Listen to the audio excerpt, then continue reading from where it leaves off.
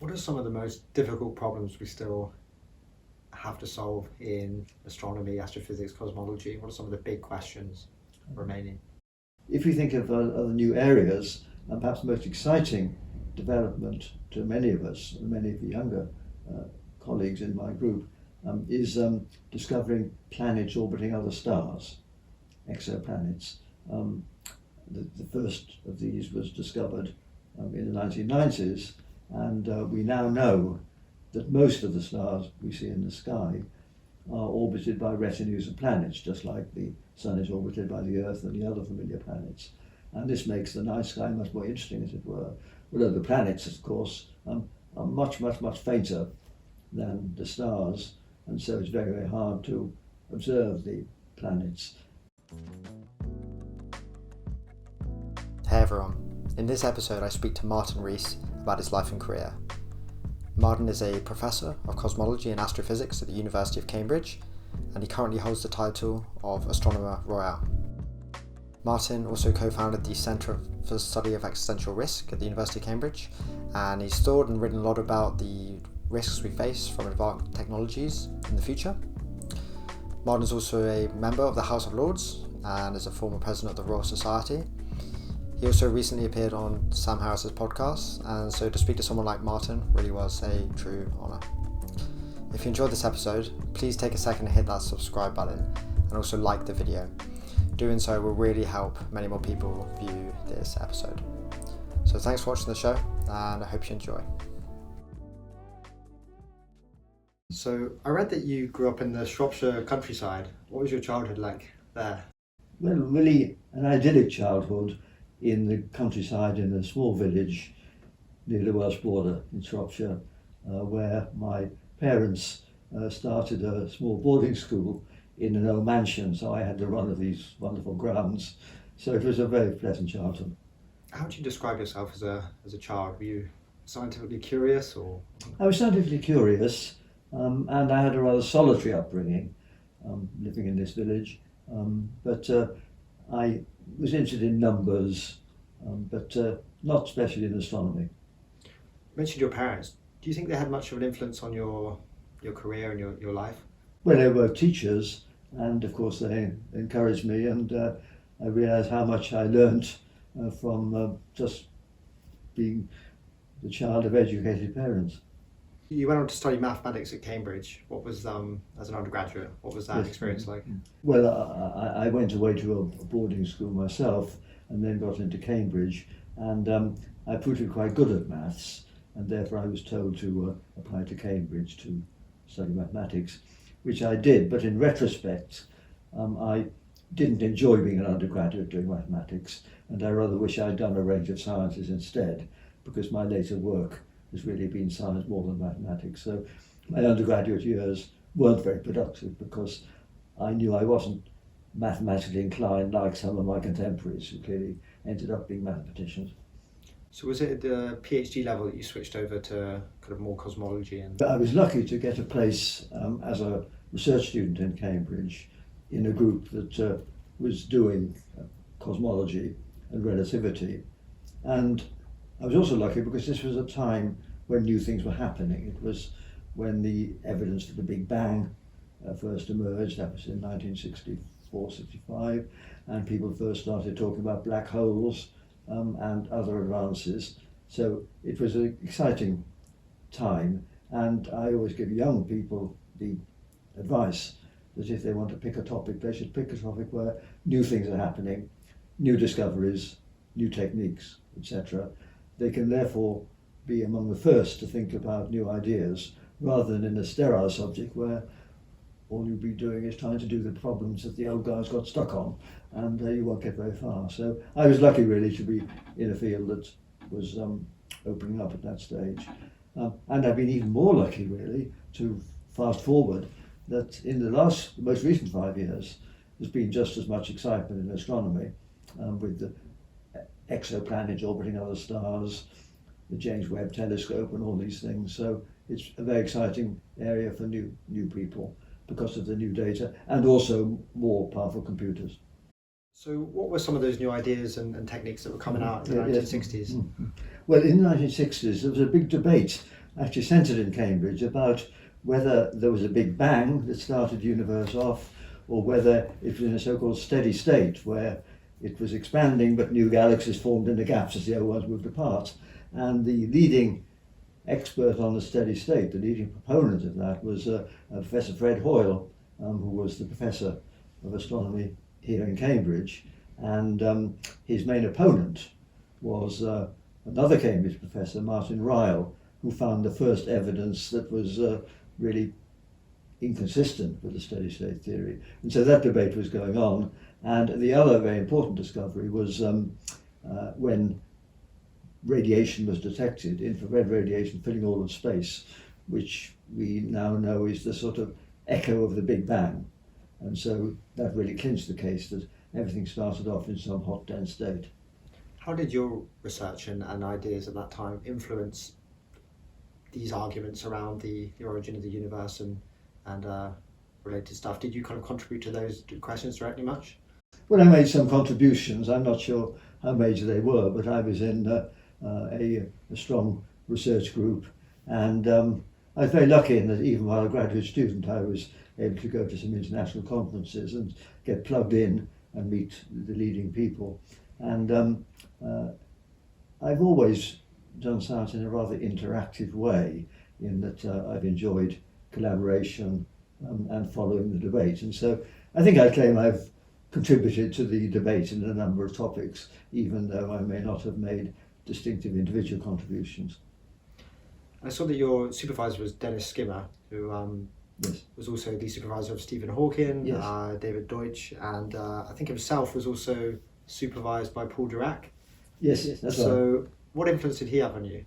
Well, I mean, he was really excellent and inspirational. I mean, he manifested the maxim that a great coach needn't be a great player, because his individual science wasn't all that distinctive, whereas he did, as you imply, have a stable of very good students, first in Cambridge, which I was privileged to be part of, and then he moved to Oxford in the 1970s and had David Deutsch et al. There.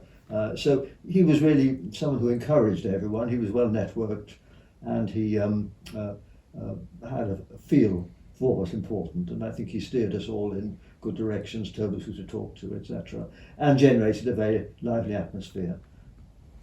One of your colleagues for a number of years as well was Stephen Hawking. Mm-hmm. Can you tell us a bit about that and your interactions with him? Yes, well, Stephen Hawking was 2 years ahead of me, and when I started he was getting somewhat disabled. He walked with 2 sticks, etc., and he'd been told he had this disease, and indeed it was thought he might not finish his PhD when he started. And of course, as we know, he went on for more than 50 years after that, becoming a celebrated scientist and a popular icon, as it were. And I knew him from the start, really, and of course kept up with him because he was always based in Cambridge, and I was in Cambridge most of my career too. And so we kept up all the way through. Although in terms of research, he was more sort of mathematically inclined, whereas I was more concerned with interpreting data and physics. So we didn't have the chance to actually collaborate, but of course I knew him all through his life. I think I read in a piece that you'd push his wheelchair into his office sometimes and open a book for him, and so you kind of knew him quite closely, I guess. Yes, well, there was a time when we worked in the same building, and I certainly remember pushing him in his wheelchair and opening a textbook for him. And this was actually when one thought he was on the way out, but he then, absorbing ideas from this textbook on the field called quantum relational dynamics, came up with one of his best ideas. And so he really kept going ever since that time. So he was remarkable in his achievements. Would it be fair to kind of say that what you've done throughout your career has been maybe split into a few different parts? You've been an astronomer and a cosmologist. You've also been a kind of thinker about technology and the future and risks to humanity. And then maybe thirdly, you've been just a kind of general public science communicator. Would you think they're the kind of 3 roles that would describe your career? I think so. I mean, of course, I been an academic scientist professionally until my retiring age, but I've been lucky in that astronomy is one of those subjects where there is public interest. And I think more generally, the two sciences where there's public interest and public support are astronomy and space and evolutionary biology and the natural world. These are things where there are lots of amateur scientists, etc. And I think it's easier for us to gain public interest than, say, if you work in genetics or nuclear science, about which the public is rather ambivalent because they have downsides as well as benefits. So I've been in a subject where there is public interest, and right from the start, I've done some public work. In fact, when I was still a graduate student, I gave a talk on the radio. They had a series of talks, mainly given by professors, but I gave one when I was still a student. So I made an early start in doing that sort of thing, and in later life I've written books in that sort of area. As regards more general activities, I was always somewhat politically engaged from the time of CNT demonstrations, etc. And in the 1980s, I got involved in something called the Pugwash movement, which was concerned with nuclear disarmament. And it was started by scientists who had been involved in making the bomb and other scientific work in World War II. And they were all getting old. And I thought it would be sad if there was no one to carry the torch, as it were, when they were all dead, as sadly they are now. And so I got involved in that sort of area, because even though I clearly never had the credentials which they had, I felt it was important to get involved with that. This was really in the 70s and 80s. But later, and especially in the last 20 years, I got much involved in politics and policy issues. One reason is that I became president of the Royal Society, which is an academy for all of sciences. So I had actually a duty, and not just a pleasure, to learn about science and policy, not just in my own field of astronomy, but across the whole board. And so I enjoyed that. And then I became a member of the House of Lords as a sort of crossbench person, and that again gave me an opportunity. So I have been involved increasingly in my old age, as it were, in policy questions. And as a byproduct of that, one thing I've done since my retirement is to help to set up a centre here in Cambridge to study extreme technological risks, where we worry about the risks from misuse of technology, bio, cyber and AI, and also we worry about other threats which are caused by humans collectively, because the one point I like to make is that there are now 8 billion people on the Earth, far more than ever before, each with a heavier footprint on the environment than people had before. And so for the first time, this one species, the human species, has the possibility of changing the entire ecosphere, the entire planet. And that is, of course, manifested in concerns about climate change, loss of biodiversity and things like that. So in our centre we discuss that sort of issues, the risks we're causing collectively, and also the dangers of misuse of technology, powerful technology, by just a few bad actors, as it were. Let's look at some of these kind of different roles you've occupied, then maybe one at a time. Starting with your work as an astronomer and cosmologist, what have been some of the most interesting problems you've worked on as a research scientist throughout your career? What has captured your attention the most? Well, I think in my earlier career, this was after we realised that black holes probably existed. I did quite a lot to try and understand how some of the puzzling phenomena we observe in the universe could be explained by processes involving black holes. I mean, for instance, when it was possible to make observations from space, we discovered that there are lots of objects that are radiating not just visible light, but X-rays, which are much more extreme radiation coming from extreme conditions, and also radio waves have been observed by radio astronomers.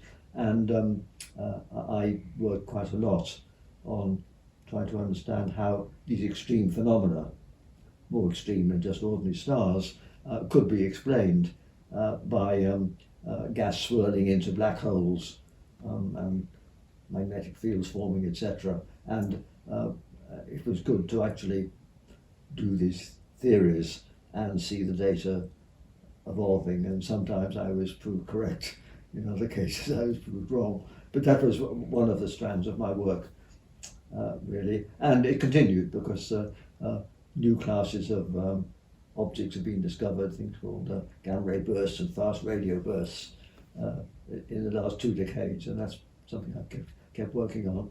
The second area really was cosmology and the formation of structures, because we have strong evidence that the universe was once very hot, dense, amorphous gas, and as it expanded and cooled, then at some stage it started fragmenting, as it were. Instead of being uniform gas, gravity pulled together structures which made stars and galaxies.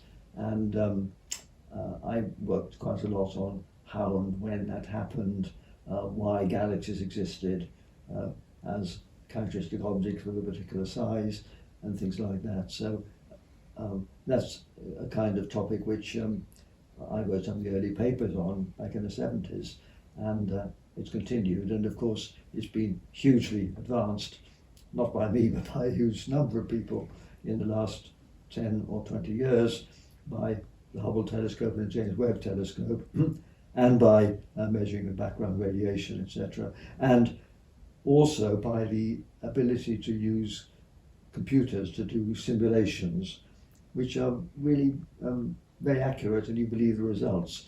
In the old days, you couldn't do simulations except in special cases, a perfect sphere or something like that. Whereas now, the kind of computers that are used for weather prediction can also be used to study the cosmic weather, as it were, how galaxies form when the cloud of gas pulls itself together, and how it fragments into stars, etc. And so one can actually do these virtual experiments in a virtual world of the computer, even though, of course, astronomers can't do real experiments. We can't really form galaxies or crash them together or explode stars. And so these simulations have been very, very important in understanding how galaxies formed and evolved.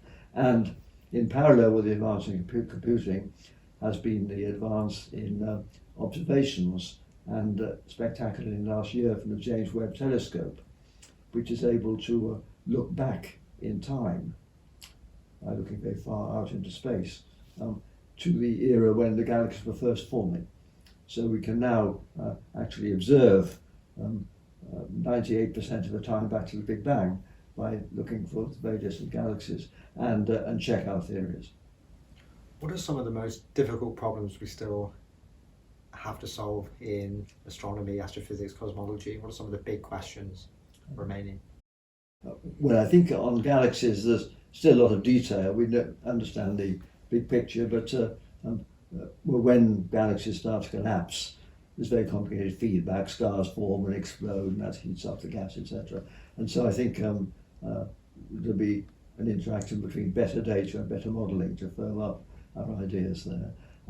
If we think of other new areas, and perhaps the most exciting development to many of us, and many of the younger colleagues in my group, is discovering planets orbiting other stars, exoplanets. The first of these was discovered in the 1990s, and we now know that most of the stars we see in the sky are orbited by retinues of planets, just like the Sun is orbited by the Earth and the other familiar planets. And this makes the night sky much more interesting, as it were. Although the planets, of course, are much, much, much fainter than the stars, and so it's very, very hard to observe the planets.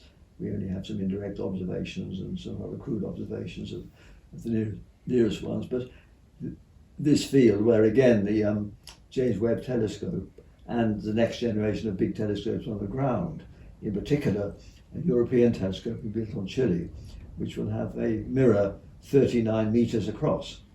Not one sheet of glass, but a mosaic of 800 bits of glass. But that will collect so much light that it will be able to get a crude spectrum of the light from a star orbited by planets, and detect the light from the planets and separate it from the light of a star.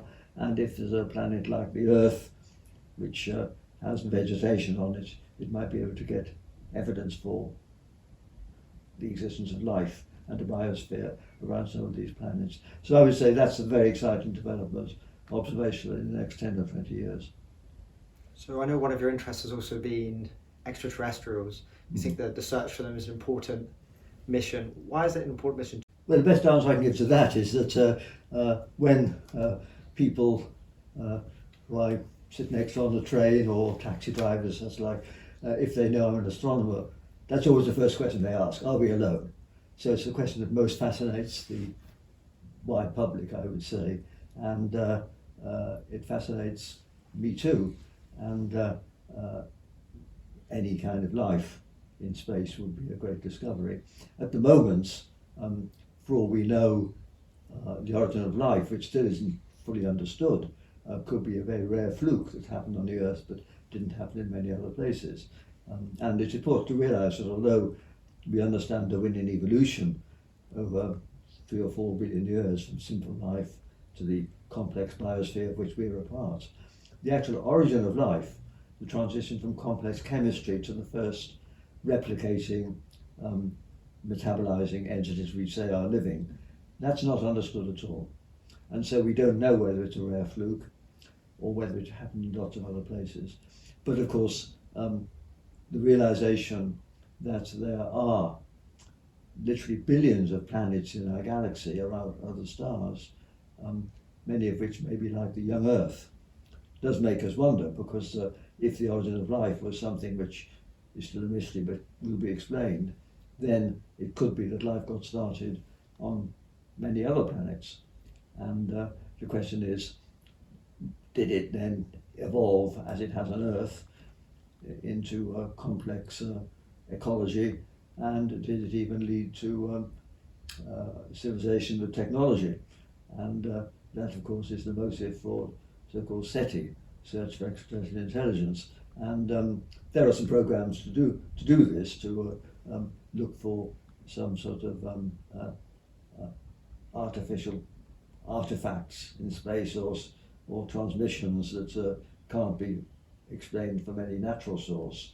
And I'm involved in committees that are promoting these searches. I'm not holding my breath for success, but it's so important that it's worth doing. But I think to expand on this, I often ask, what would you expect aliens to be like? And my answer is that if we detect evidence for some kind of intelligence from beyond the Earth, it won't be a flesh and blood civilization like ours. It'll be some sort of electronic system. And the reason I say that is, if we extrapolate the future of our Earth, and not just think about its past, it's taken about 4 billion years for our biosphere to evolve from the primordial soup. We've had technology for a few hundred years, and maybe we have it for 1,000 years or so.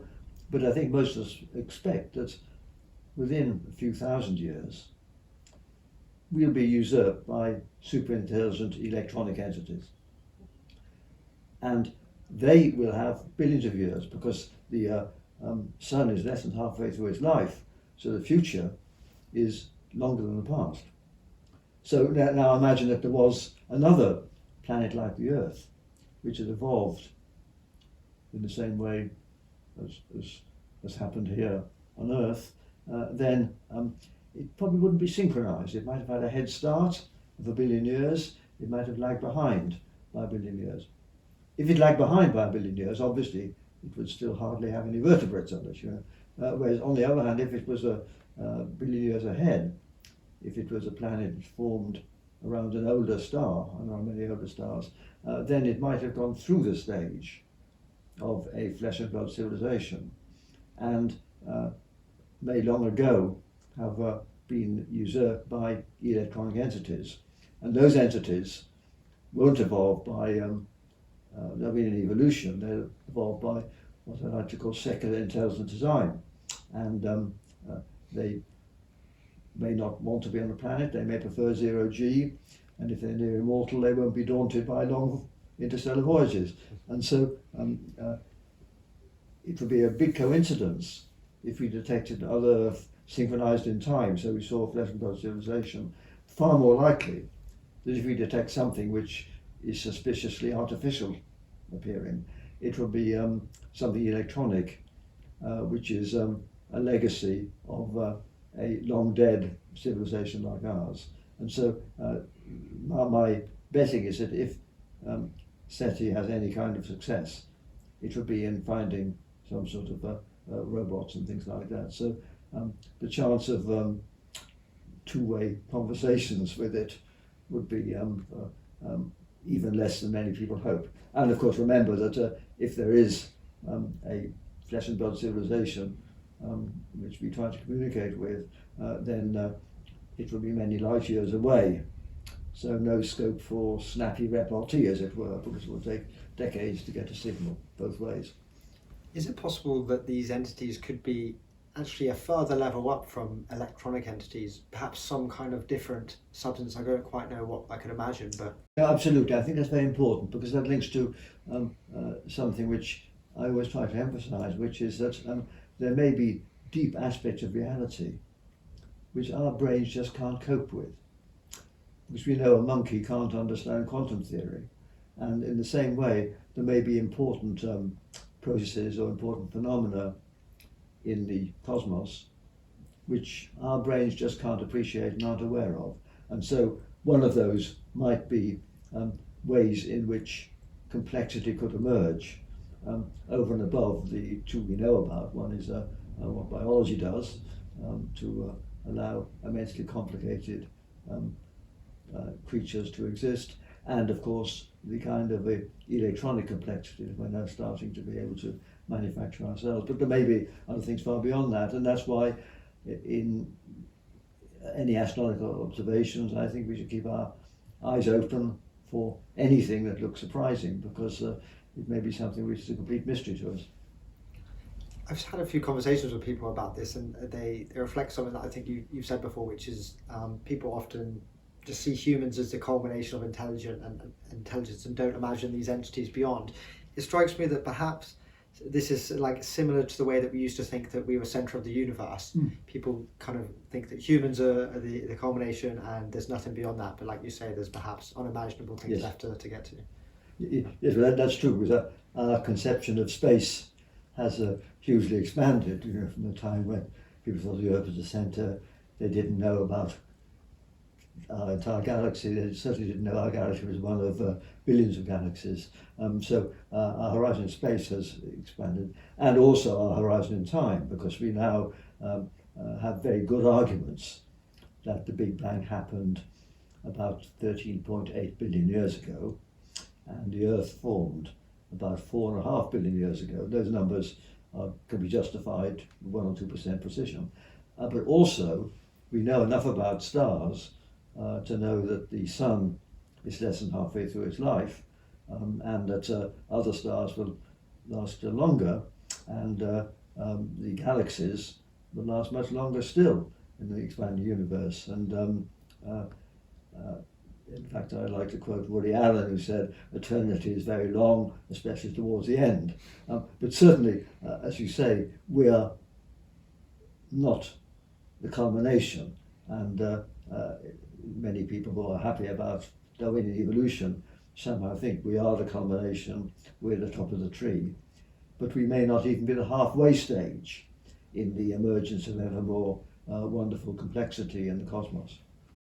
Do you have any other thoughts about where humanity may end up in the future, or scientific discoveries we may make that may seem similar to this to people who are even kind of scientifically quite literate, that seem a bit counterintuitive and weird and bizarre, like the idea that we're going to turn into these very unusual beings. What are some other ideas, thoughts on the future you have that would strike the average person or even someone quite interested in science as seeming a bit woo-woo, but actually you believe to be true?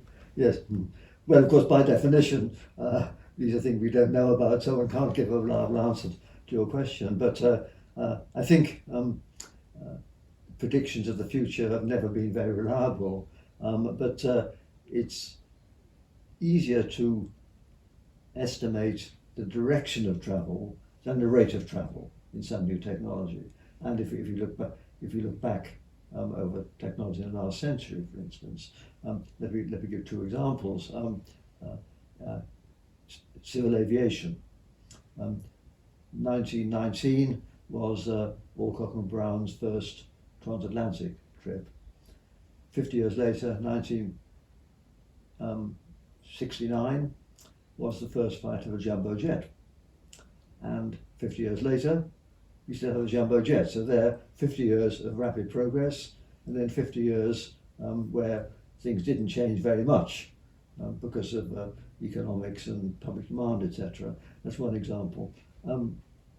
But another example where things have changed much faster than most people predicted is the advent of all the implications of smartphones, the internet, social media and smartphones, and a world where everyone, anywhere in the world, even in desolate Africa, has access to the world's information. And that's something which happened, I think, faster than most pundits expected. It happened in less than 20 years, and that's been transformative.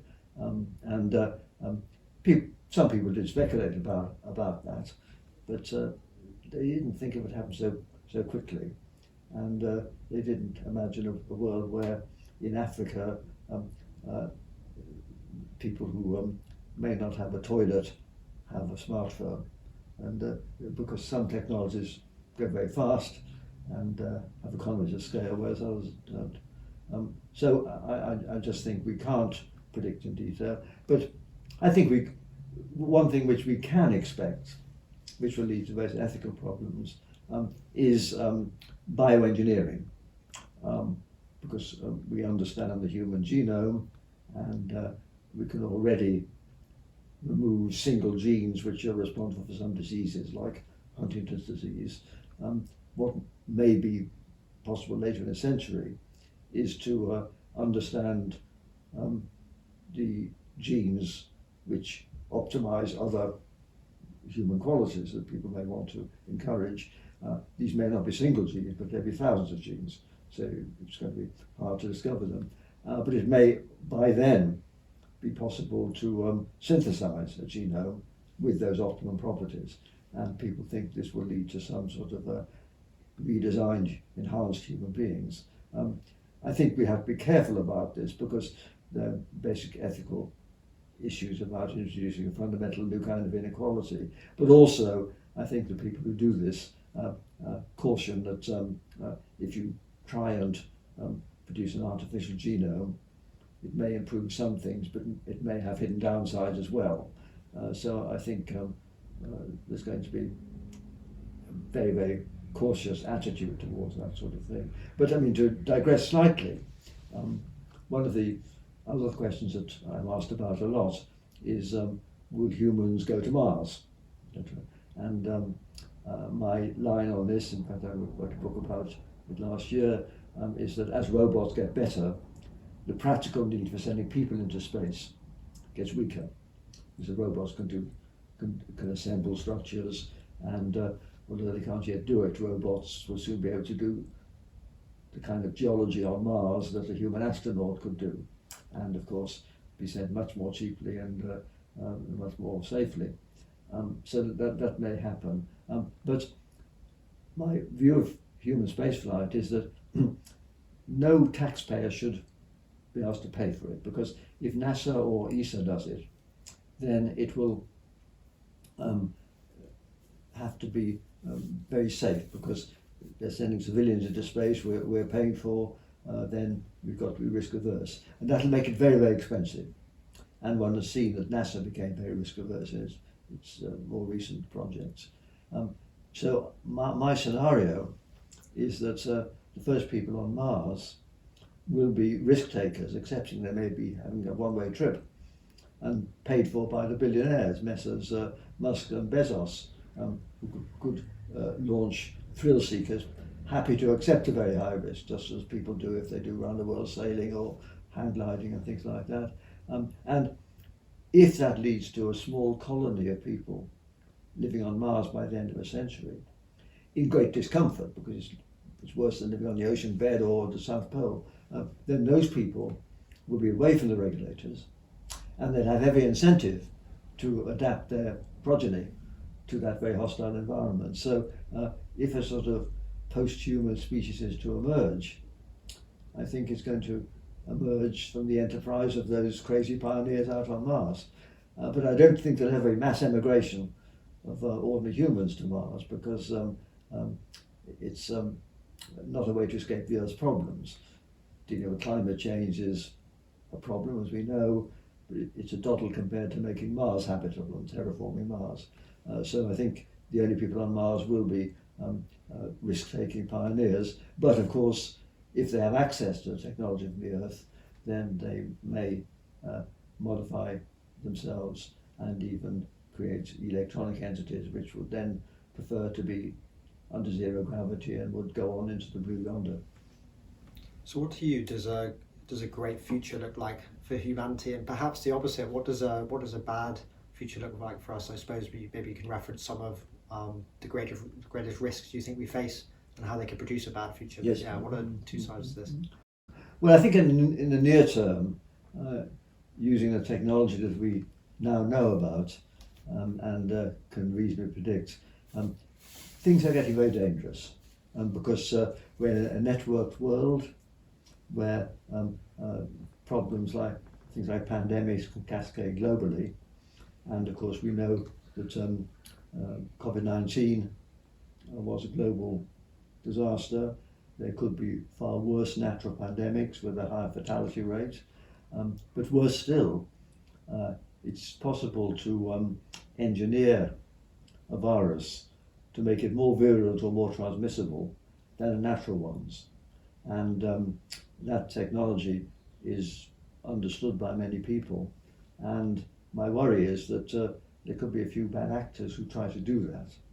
The only people who want to do that are fanatics who, for instance, think that humans are polluting the world and let's get rid of them all, because you wouldn't know who would get killed.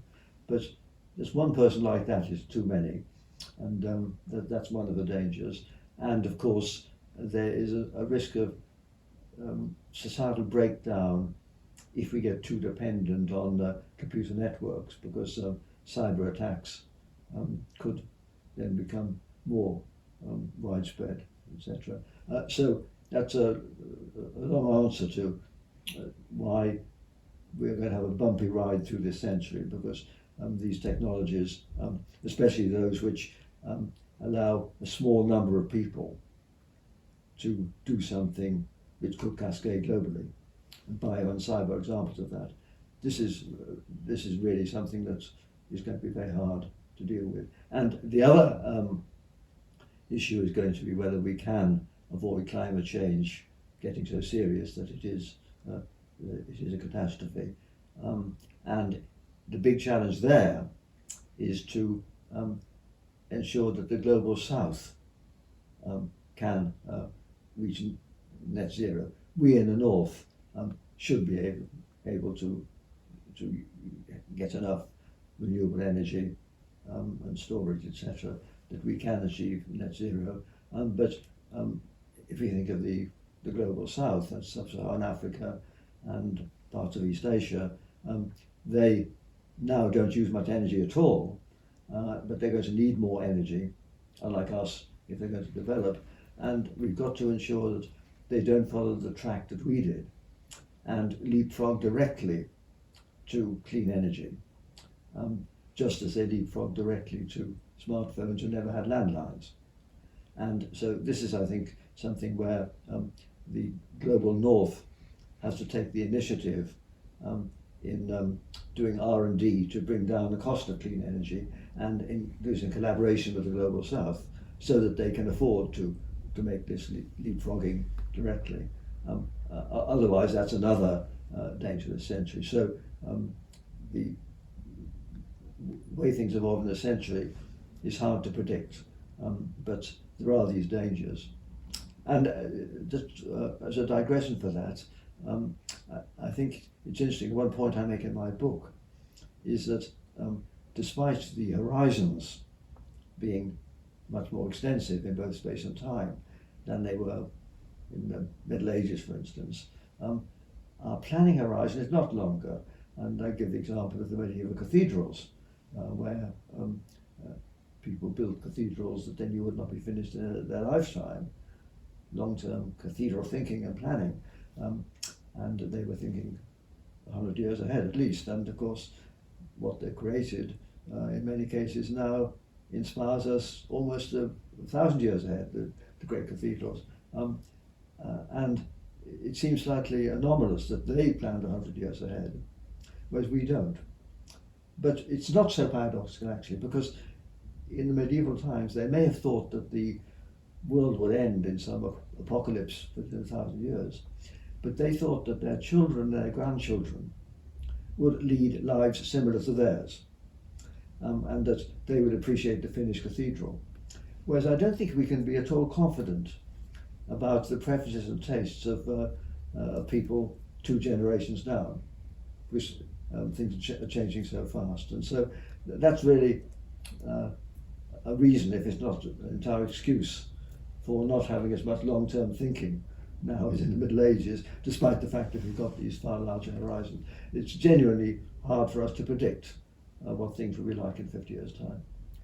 So I mean, that's a look at some of the dangers, especially some of the dangers from technology that we face. What if we were to think of a really positive future there? Firstly, it would be to avoid those risks. But what other features do you think a great future could have, perhaps from technology or the use of AI? What could we change to and take advantage of technology in the next few decades to make it extra Yes, better? yes. Well, I think again, one can't predict it, but what would be an aspiration, probably very hard, would be to ensure that the 8 billion people in the world today all have lives as good as we do. And that's going to be hugely challenging to do that. So even without new developments, life is pretty good for people who have enough money and live in the northern countries. And the aspiration obviously should be to provide at least that kind of life for everyone, and that's a big challenge, but it's not impossible. And I think there are obvious developments in medicine to deal with infectious diseases and all that, which will help us all. We've got to make sure that they do help us all and not just the global rich. So I think we can imagine that the challenge is to get everyone up to the kind of level that we enjoy, a big challenge, and also to hope that we can then move forward in abolishing the worst diseases, etc. I think you said that Demis Hassabis is maybe one of your heroes. Yes. And the work at the DeepMind. Let's just look at AI for a second. What positive changes to the world do you think that AI could bring? Well, I think it can analyse huge samples of data. It would it can deal with electricity grids and traffic control. And as I say in my book, the Chinese could have a planned economy of a kind that Marx could only dream of, because they have records of every transaction by private people, etc., and can process that with a computer in a way that was completely impossible and made planned economies fail in the past. So it can do that, and it can do boring jobs of all kinds.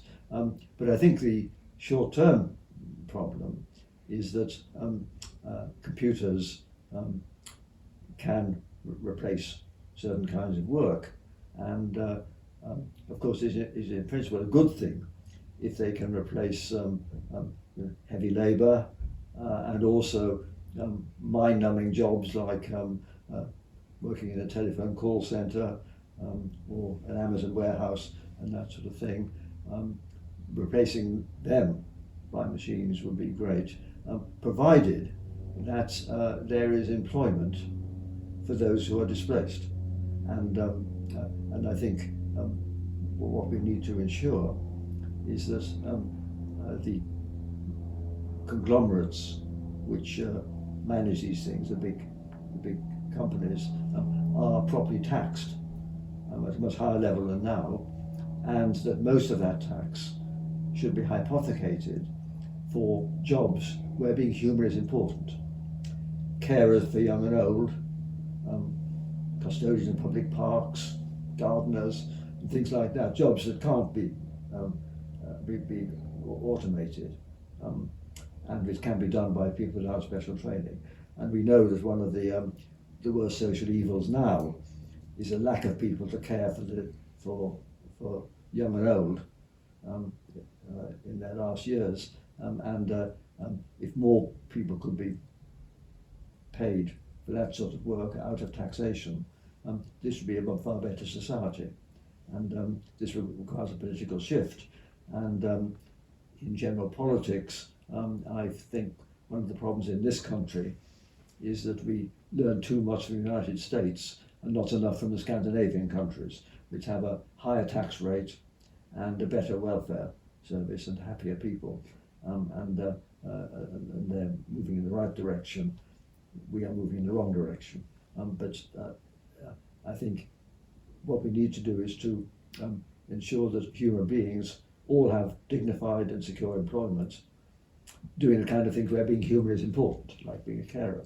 And the reason I said I think this is plausible is that if you look at the way rich people spend their money, they spend it on having humans to help them and support them.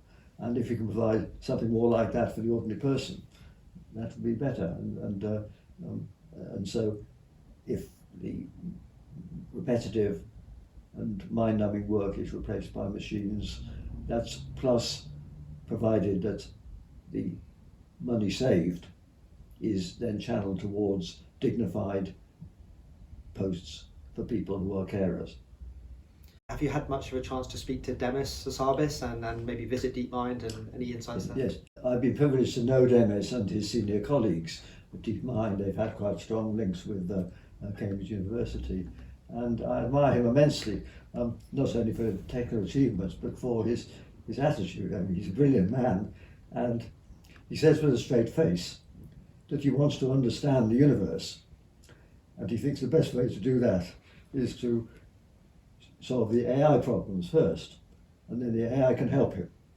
But his aim is to actually do discoveries in science, and of course what's so wonderful is what he's already done, the fact that the AI which he has developed can not only play world-class Go and chess, etc., but can do better than humans at practical problems like understanding the shape of protein molecules and all that. And there will be other areas where it's going to make a big advance. So I think he's one of the real idealists who combines that with brilliance, and I hope that the takeover from by Google won't sort of snuff out the idealism which DeepMind has. And there was one issue when they had set up an ethics committee to address the use of medical statistics from the NHS, and that was abolished when they were taken over. But I just hope that the ethics of AI remains at the forefront of the mind of the key people in the industry. As you say, Demis thinks that maybe to solve the hardest problems, we need to solve AI, and then AI can help us. That's right. Throughout your career, have you heard that much from other people when you've been working on difficult problems, thinking maybe a computer would be most helpful here? Is that is that an idea you've actually heard much, or is it? Well, I think we all have that. I mean, I certainly feel that. Yeah. Yes. And of course, to expand on this, there may be some fundamental problems in physics which are just too difficult or too long for a human being to solve them. To take one example, string theory, which is one of the ideas of a unified theory that links together gravity and the forces of the micro world. We've no idea if it's correct, but we do know that it'll be very hard to check it because it involves geometry in about 10 dimensions, and it could genuinely be the case that it's correct, but no human being could work out this complicated geometry in their lifetime. And so it's conceivable that we would have a machine which could be fed in the basic parameters of this theory and could work things through. And if at the end of that process it spews out the correct mass for the electron, the correct strength of gravity and things like that, we would know that the theory had something going for it. Even though no human scientist will get the sort of aha insight which you get if you develop a theory entirely in your own head. And it seems obvious in retrospect. Humans will never have that feeling, but they may, in some of these contexts, know that the theory is correct and they can trust its implications if the machine spews out the correct answers, correct numbers for many features of the world. So back to a few kind of questions about yourself. You've obviously been thinking for a long time about risks and dangers to humanity. How does that weigh on your own mind? Does that keep you up at night? Well, not particularly. It does make me feel very lucky to live in a part of the world where we've escaped the worst consequences of the downsides, I speculate. And I think one wants to try and make people aware of the fact that we have a privileged class of people, and indeed everyone in this country is privileged on a global perspective. And so I tend to feel that I'm very fortunate. So although I worry about the global prospects, I do feel that I have an obligation to try and draw attention to them because I'm one of the lucky ones. And you have quite a remarkable list of achievements. Really, you're currently the Astronomer Royal. You were the 60th President of the Royal Society. You're also in the House of Lords. You're Lord Rees of Ludlow, and you've been a Master at Trinity College, Cambridge. Which of these has meant the most to you? Does any of these stand out? Any of these titles? Well, I think most of those jobs are sort of semi-honorary or part-time. I mean, I think most of my effort over my lifetime has been more focused on research and teaching in astronomy and physics.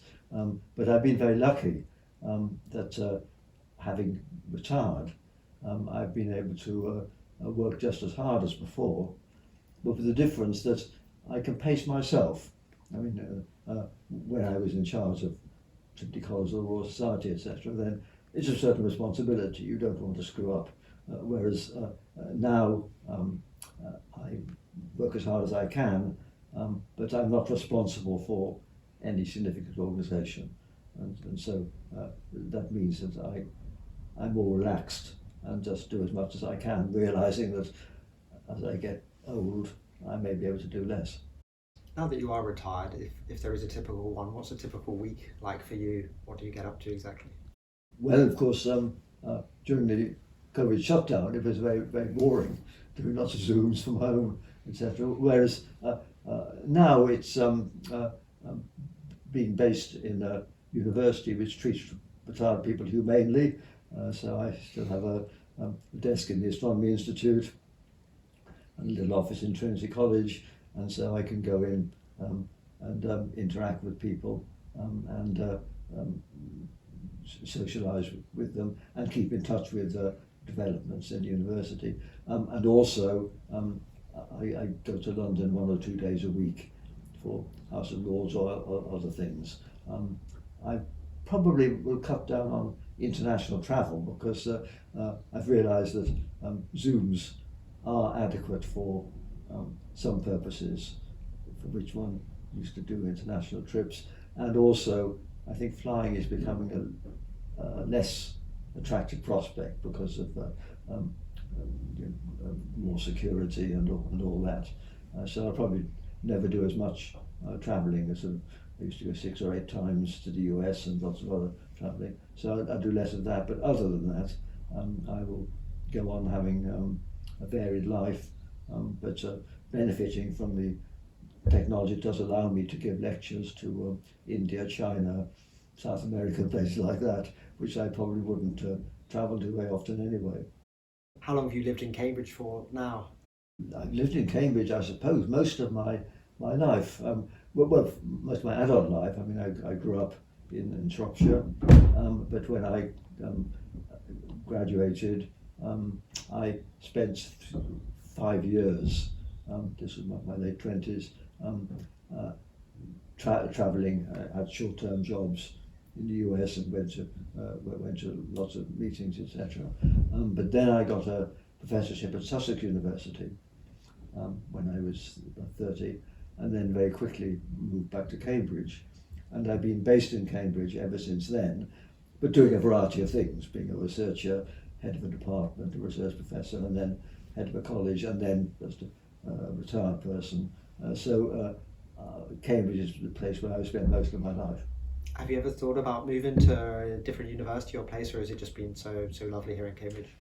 I've never thought, because I think Cambridge is a very special university, because it's a great research university, and also I think Cambridge and Oxford are special because they combine being great research universities with having the virtues of what Americans call liberal arts colleges. These are small colleges to do undergraduate work, and offer the pastoral care that people get in the college system, but which you don't get in most big universities. So I think that they are very special, and I think to be part of the community in Cambridge, where you can do good research and also have everyday contact with people from all different subjects in the arts and the humanities as well as in science. That's a wonderful opportunity, and I don't want to move. I don't want to lose the contact by leaving Cambridge, and I've never felt tempted to defect to the US. I went on short trips and I enjoyed visiting universities, but I think I find the culture there so alien. I mean, just think of their policy on guns and prisons, etc. And there again, we could learn far more from the Scandinavian countries than from the US. So as a final question, Martin, someone actually thought I'd maybe start today to end every episode with is to ask the guest for their take on quite an old philosophical problem and question, which is, what does it mean to you to live a good life? Looking back on your life, what would that mean for a human to live a good life? I suppose the simple answer really is to leave a positive legacy behind, so that if you're remembered at all, you're remembered for having done positive things rather than negative. That's not a very high aspiration, but that's an aspiration which we could all strive for, to have left a positive influence. Well, thanks very much, Martin. It was lovely to visit you here in your home, and a real honour to come and speak with you today. Thanks for your time. Well, thank you very much.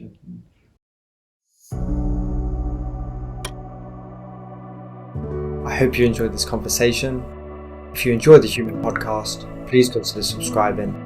I hope to see you soon.